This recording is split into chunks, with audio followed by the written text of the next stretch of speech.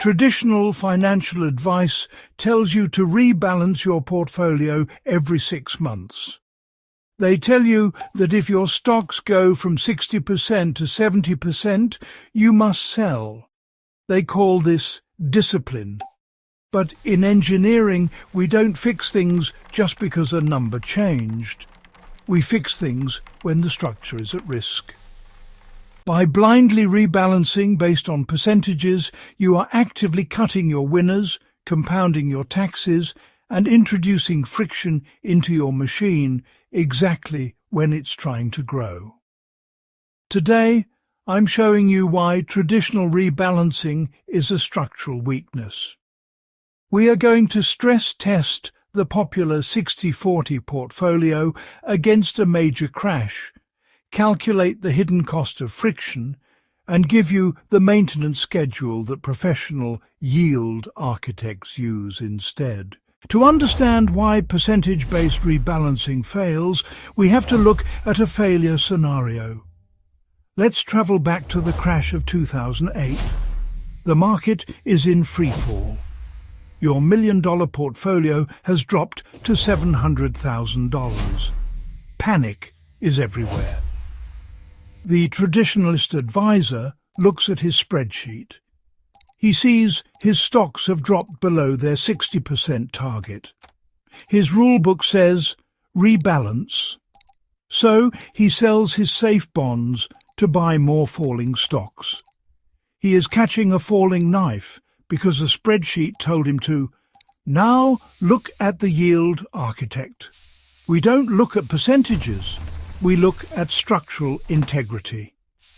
In 2008, the architect checks his safety basket. Does he have 2 years of cash and short-term bonds to live on? Yes. Is the foundation intact? Yes. So what does he do? Absolutely nothing. By not rebalancing, the architect avoids selling safe assets to buy risky ones during high volatility. He survives the storm using his cash reserves. When the market recovers in 2009 and 2010, his stock portfolio, which he didn't tamper with, recovers fully. The traditionalist, who churned his account to chase percentages, often finds himself with less capital when the dust settles. There is a second structural failure point that nobody talks about. Friction. In physics, friction is the resistance that one surface or object encounters when moving over another. In wealth management, friction is taxes and fees. Every time you rebalance a taxable account, you trigger a taxable event. If your Apple stock goes up 30% and you sell it to buy bonds just to hit a target, you generate a capital gains tax bill. That is money leaving your compound interest engine forever. Over 30 years, a portfolio that is rebalanced annually can lag behind a buy and hold portfolio by tens of thousands of dollars simply due to tax drag. And ask yourself, who benefits most from constant rebalancing? Your broker. Activity justifies their 1% fee. They need to look busy. But as an engineer, I can tell you that the most efficient machines are the ones with the fewest moving parts.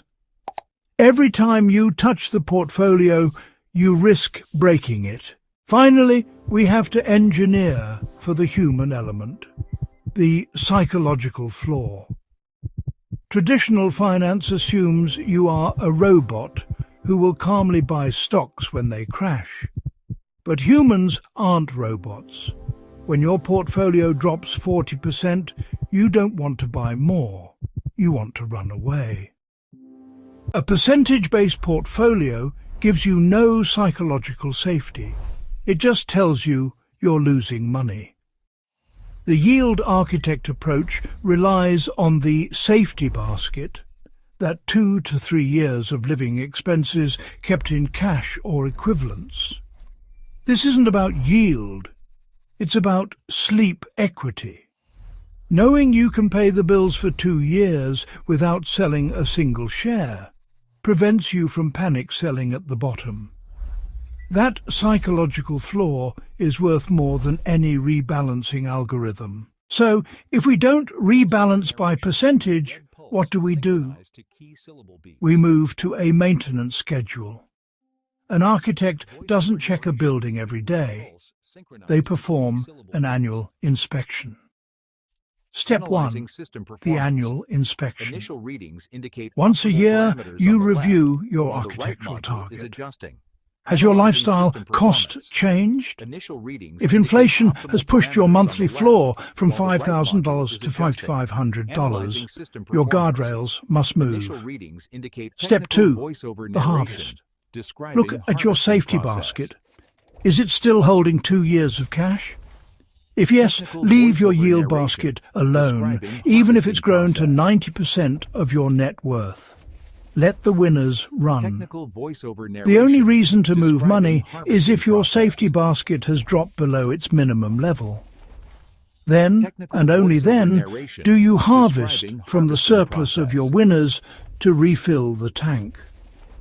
This method minimizes taxes, eliminates emotional decision-making, and ensures you never sell an asset unless you actually need the cash.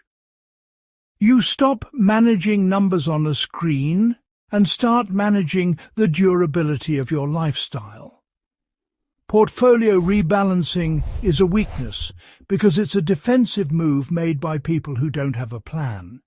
You have a blueprint. Stop managing your money and start architecting your yield. Build for the harvest. Protect the roots. This is the yield architect.